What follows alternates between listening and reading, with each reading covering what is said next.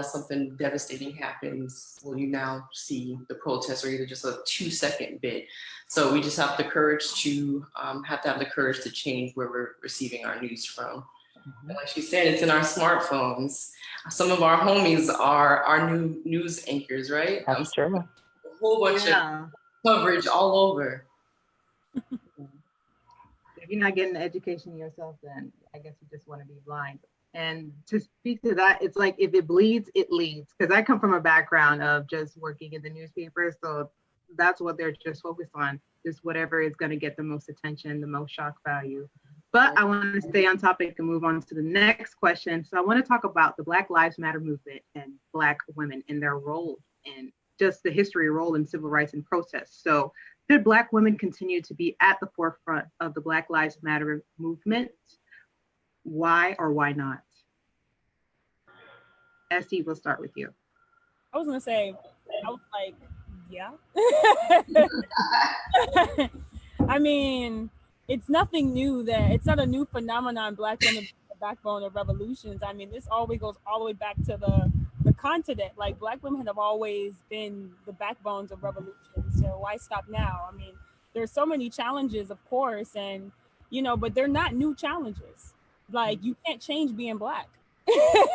So long as we're Black and so long as we're impacted, like we're always going to be, in this fight. I mean, does that mean that we should accept complacency and we should accept passivity from our male counterparts? No, I think that we're doing a good job challenging them and asking more to be more present, to take up more space where it's needed, to take to step back where they need to as well. But for the most part, like this fight we're in it for the long haul.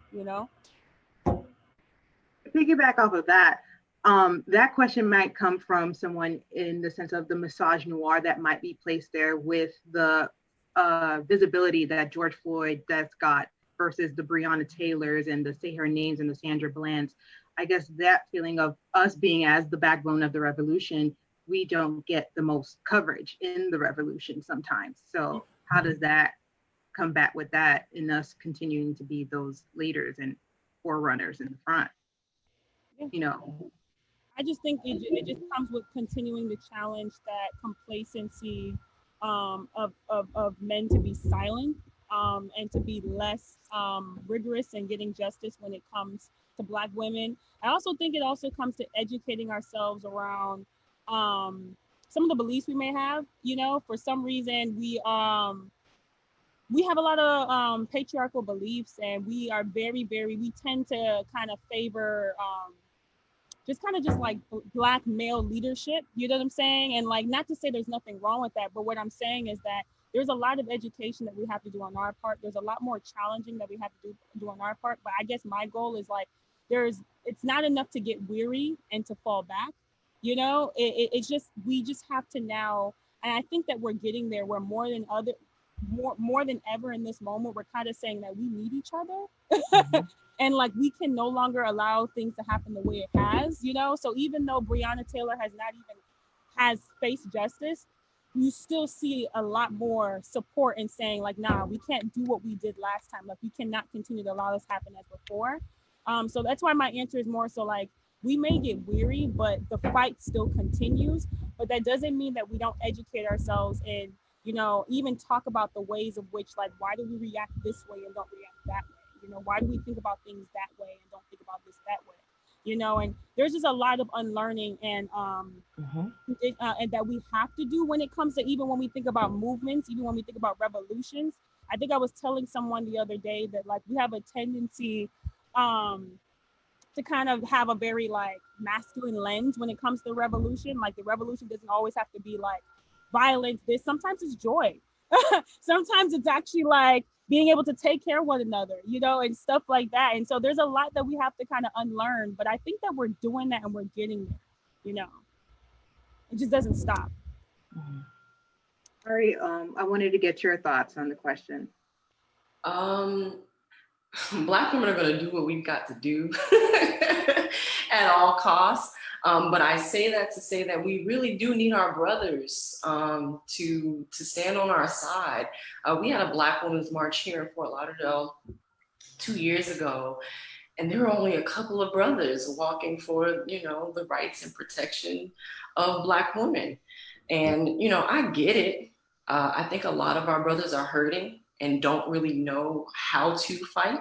I think that they are used to us leading the charge, but I will say, like, I want my man standing right next to me, like, and I don't want them to feel like we are trying to be feminists in this fight either.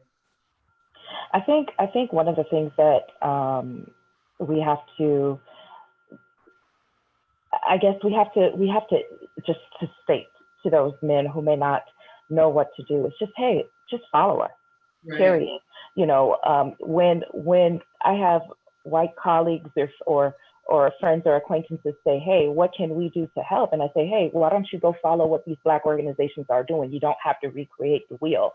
Just follow what they're doing. They know exactly what it is that the Black community needs. And it's the same thing I would say to our men, even if you don't understand exactly how to do things because you've been living in your bubble as a male, and have not been seeing things through our lenses, just follow us, hear us, okay? And most importantly, remember that we are your sisters, your mothers, your grandparents, your aunts, and have our backs, But to the point about Breonna Taylor, I do hope that we will see a change, because for far too long, our issues, women who have been kidnapped and sex trafficked, et cetera, all of these things have been kept silent, not within the Black community, but within the global media perspective in general. And so I really hope that now, with all that has imploded, that we will see more emphasis on, hey, what's going on with the most disrespected person in America, the Black woman. And I also want to add something, because I believe that, yeah, it may be a reality that some folks and some of our men don't know what to do, but I do think a large portion is there's a lot of miseducation, a lot of unlearning, and a lot of internal work that needs to happen, because we have believed certain tropes and certain perceptions about Black women. And reality is Black girls and Black women have been killed, and there's been a deafening silence to the prison pipeline, to the healthcare system, to there's so many ways of which Black women and Black girls are being killed in this country. And there's just, normalized violence against Black women. And for some reason, there's a deafening silence. And I think there's a lot of unlearning that we have to do about Black women. There's this feeling that Black women don't get a chance to feel protected. We don't get a chance to feel nurtured. We don't get a chance to feel taken care of. And so you have to kind of ask yourself why, why did the belief that the Black woman is so strong that she could take care of herself, but she doesn't need anyone to her side? That's something that has to be unlearned. There's also internal work, internal misogyny that has to happen. I mean, it's been interesting because there was a thread on social media where they say, hey, Black women, Black men, say something, endearing to Black women. And most of the stuff I heard, the main things I heard was either about our body parts or about the way we can bear trauma.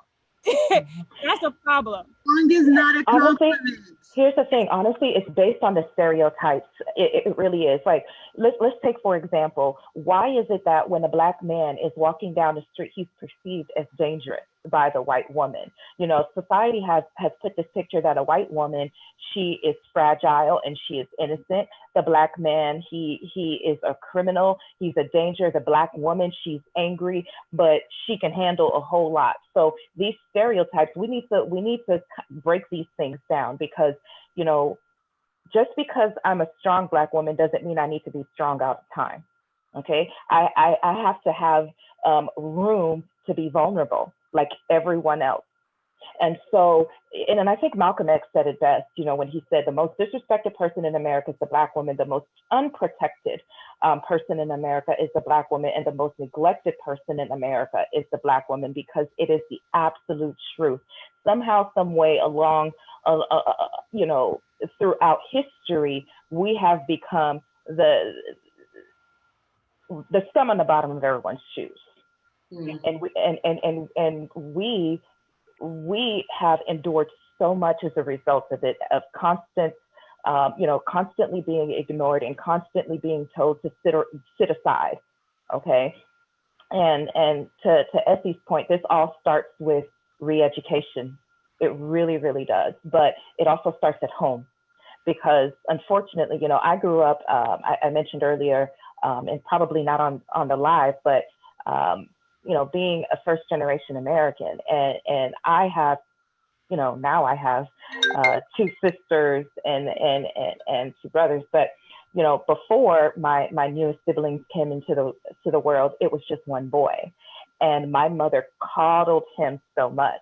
And now he, as a man, my sister and I are constantly like, hey, dude, you know, you need to be a man. You know, you have been coddled so much, you've been sheltered so much that you're not even aware of these things that are happening. You should be protecting the woman, your mother, your sisters, etc. And too many of us have not had that in our households as well. And then you have what's happening in the streets where you see most of our men are not even there to be that father figure for our boys. So it's a lot of things that we have to work with in the community to help